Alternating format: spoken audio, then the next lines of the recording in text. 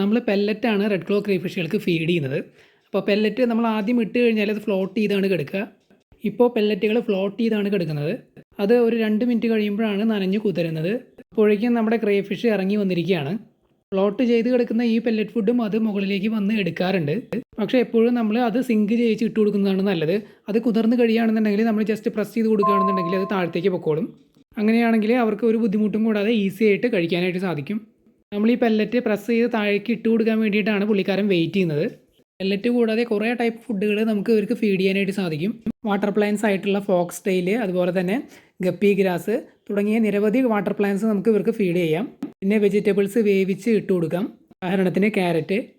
നമ്മൾ പണി കുറച്ച് ഈസി ആക്കാൻ വേണ്ടിയിട്ടാണ് ഇതുപോലെ പെല്ലറ്റ് ഫീഡ് ചെയ്യുന്നത്. പെല്ലറ്റ് ആണെങ്കിൽ റെഡിമെയ്ഡ് ഫുഡാണ്. നമുക്ക് ജസ്റ്റ് ഇതുപോലെ ഇട്ട് ഒന്ന് ജസ്റ്റ് പ്രസ് ചെയ്ത് കൊടുത്താൽ മതി. റെഡ് ക്ലോ ക്രൈഫിഷുകളെ കുറിച്ച് ഡീറ്റെയിൽ ആയിട്ടൊരു വീഡിയോ നമ്മൾ ചെയ്തിട്ടുണ്ട്. ആ വീഡിയോയുടെ ലിങ്ക് സ്ക്രീനിൻ്റെ താഴെ കൊടുത്തിട്ടുണ്ട്.